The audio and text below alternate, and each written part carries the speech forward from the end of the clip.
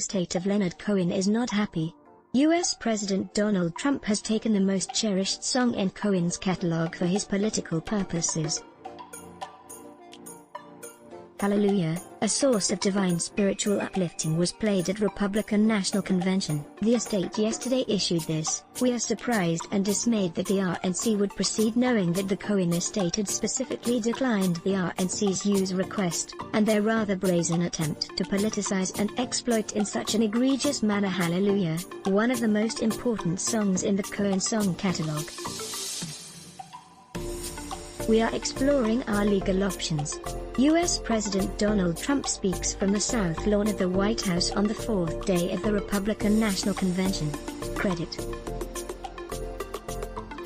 AP had the RNC requested another song, "You Want It Darker," for which Leonard won a posthumous Grammy in 2017. "We might have considered approval of that song. The party had requested approval from the estate, but the estate declined. They went ahead and used it anyway. Advertisement: thus the cease and desist season is upon us." Every 4 years, an American presidential candidate, or indeed the president, comes on or goes off stage to a big number song. Come in with a bang, go out with a bang, leave them smiling. But as the last song fades, enter the angry chorus of musicians, with lawyers, unhappy that their songs are being appropriated for a political cause that they do not endorse. This is predominantly a Republican problem. Indeed, Donald Trump could plaster a wall of the Oval Office with his cease and desist letters, but in the songs he has used can a gleam of insight be gained into the music that flows through him. Canadian poet and singer Leonard Cohen in 2007. Credit: AP perhaps in the songs then there is not insight but confirmation of his character traits. Is the proof of the person always residing in their aesthetics?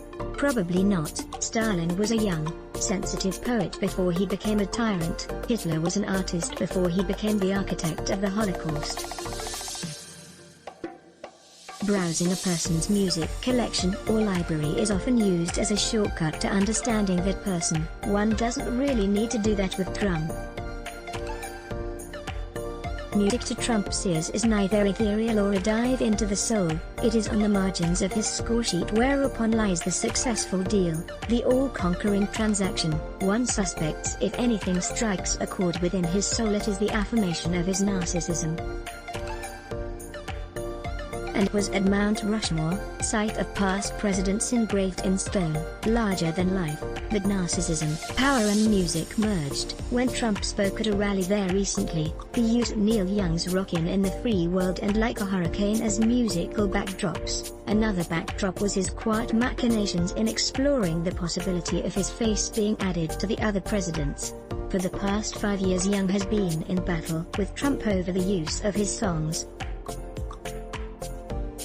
Trump has said he's a fan of Young's music. Young must be thinking it was one fan he could do without. Of the Tulsa usage, Young said, "I stand in solidarity with the Lakotas Sioux and this is not okay with me." When Trump announced his presidential run in 2015, he used "Rocking in the Free World." At a rally in Tulsa last June he used it again. He also used Tom Petty's "I Won't Back Down." It was a double outrage for the Petty family, for Trump performed to a near-empty stadium, something that never happened with Tom and his band the Heartbreakers. Young, in a court filing against Trump's use of the song, said, "This complaint is not intended to disrespect the rights and opinions of American citizens, who are free to support the candidate of their choosing." However, Neil Young, in good conscience cannot allow his music to be used as a theme song for a divisive, un-American campaign of ignorance and hate. Tom Petty cannot defend himself, having died in 2017. His family, however, said, Trump was in no way authorized to use this song to further a campaign that leaves too many Americans and common sense behind. "We would hate for fans that are marginalized by this administration to think we were complicit in this usage." We believe in America and we believe in democracy, but Donald Trump is not representing the noble ideals of either.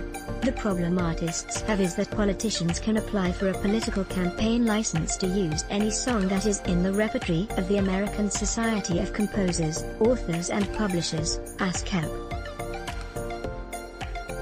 Many other artists have come up against Trump, such as the Rolling Stones, Rihanna, Rem, Guns N' Roses, Bruce Springsteen, Adele, Elton John, Prince, and Queen.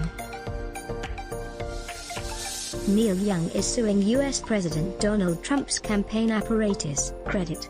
Envision/shape in what seems a bizarre slotting of a song, Trump has played the Stones' "You Can't Always Get What You Want" at the end of rallies.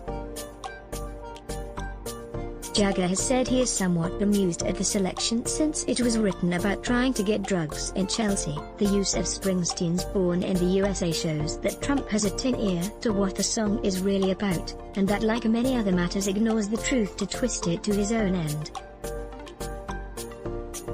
In 2016, the BBC collated examples of Trump's views on music.